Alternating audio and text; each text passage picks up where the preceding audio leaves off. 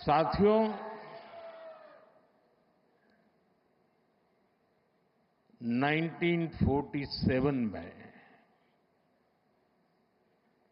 जब मां भारती के टुकड़े हुए,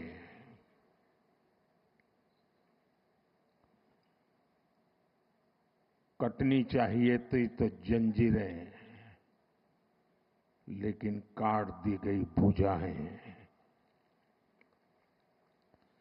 देश के 3 टुकड़े कर दिए गए।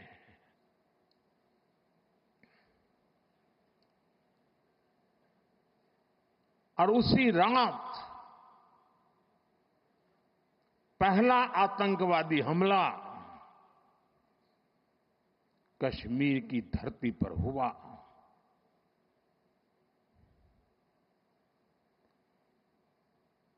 मां भारती का एक हिस्सा आतंकवादियों के बलबूते पर, मुजाहिदों के नाम पर पाकिस्तान ने हड़प ले लिया।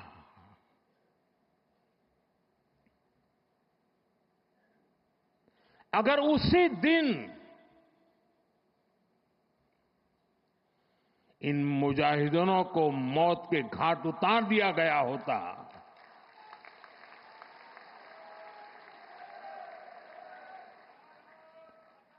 और सरदार पटेल की इच्छा थी कि पीओके वापस नहीं आता है तब तक सेना रुकनी नहीं चाहिए, लेकिन सरदार साहब की बात मानी नहीं गई और ये मुजाहिदीन जो लहू चख गए थे,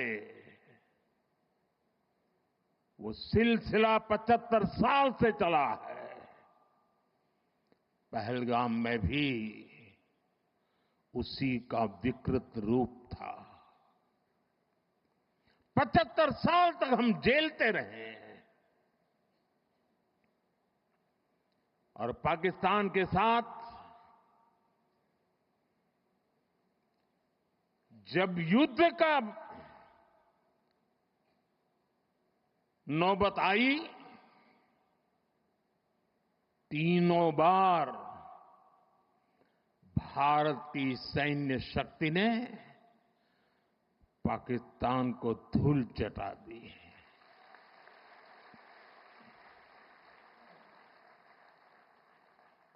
और पाकिस्तान समझ गया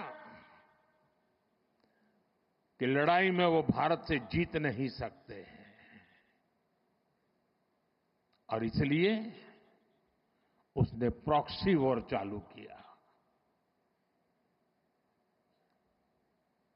सैन्य प्रशिक्षण होता है, सैन्य प्रशिक्षित आतंकवादी भारत भेजे जाते हैं और निर्दोष निहत्थे लोग, कोई यात्रा करने गया है, कोई बस में जा रहा है, कोई होटल में बैठा है, कोई टूरिस्ट बन के जा रहा है, जहां मौका मिला वे मारते रहे, मारते रहे, मारते रहे, और हम सहते रहे। आप मुझे बताइए, क्या ये अब सहना चाहिए? क्या गोली का जवाब गोले से देना चाहिए? ईंट का जवाब पत्थर से देना चाहिए? ये कांटे को जल मुठ से उखाड़ देना चाहिए?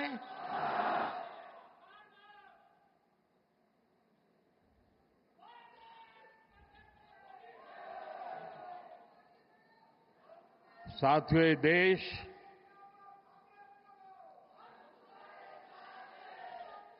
उस महान सांस्कृतिक परंपरा को लेकर के चला है, वसुधैव कुटुंबकम। ये हमारे संस्कार है, ये हमारा चरित्र है, सदियों से हमने इसे जिया है। हम पूरे विश्व को एक परिवार मानते हैं। हम अपने पड़ोसियों का भी सुख चाहते हैं,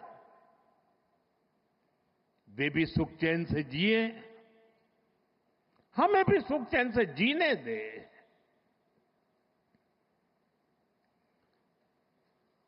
ये हमारा हजारों साल से चिंतन रहा है।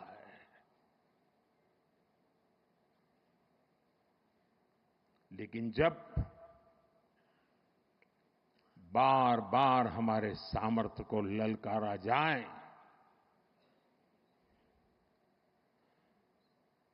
तो ये देश वीरों की भी भूमि है।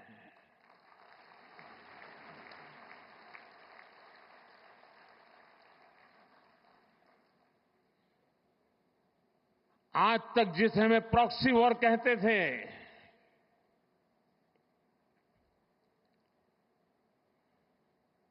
6 मई के बाद जो दृश्य देखे गए, उसके बाद हम इसे प्रॉक्सी वॉर कहने की गलती नहीं कर सकते हैं। और इसका कारण है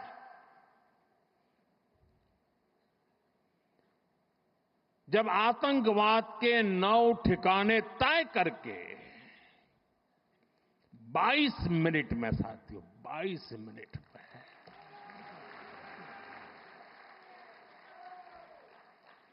उनको ध्वस्त कर दिया। और इस बार तो सब कैमरा के सामने की सारी व्यवस्था रखी थी ताकि हमारे घर में कोई सबूत न मांगे। अब हमें सबूत नहीं देना पड़ रहा है, वो ऊपर वाला दे रहा है।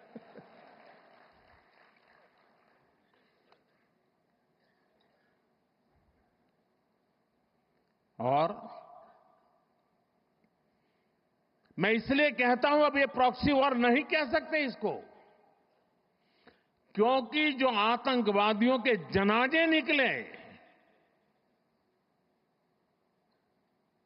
6 मई के बाद जिनका कत्ल हुआ, उस जनाजे को स्टेट ऑनर दिया गया पाकिस्तान में।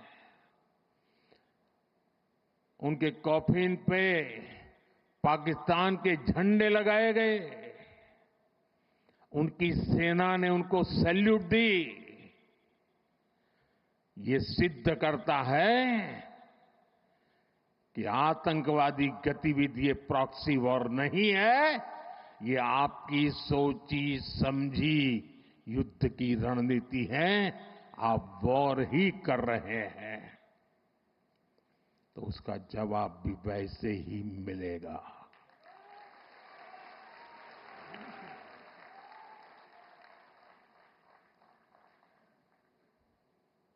हम अपने काम में लगे थे, प्रगति के राह पर चले थे।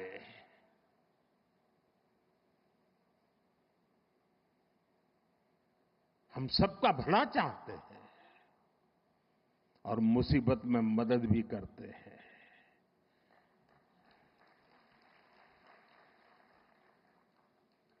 लेकिन बदले में खून की नदियां बहती है।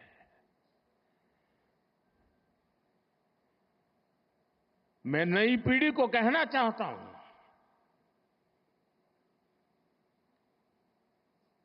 देश को कैसे बर्बाद किया गया है। 1960 में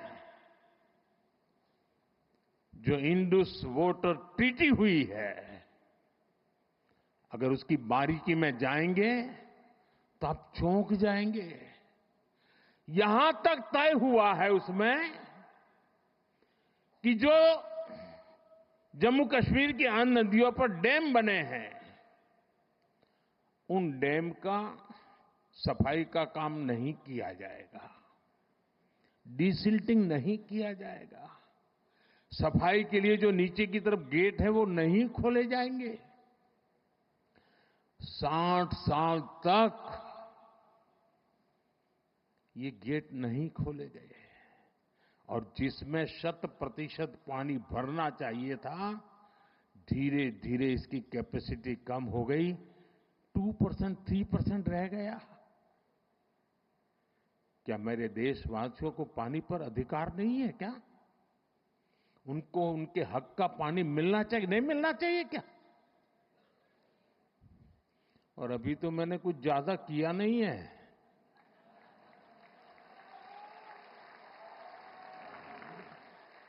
अभी तो हमने कहा है कि हमने इसको एबेंस में रखा है, वहां पसीना छूट रहा है। और हमने डैम थोड़े खोल करके सफाई शुरू की। जो कूड़ा कचरा था वो निकाल रहे हैं। इतने से वहां फ्लड आ जाता है। साथियों, हम किसी से दुश्मनी नहीं चाहते हैं। हम सुख चैन की जिंदगी जीना चाहते हैं। हम प्रगति भी इसलिए करना चाहते हैं कि विश्व की भलाई में हम भी कुछ योगदान कर सके।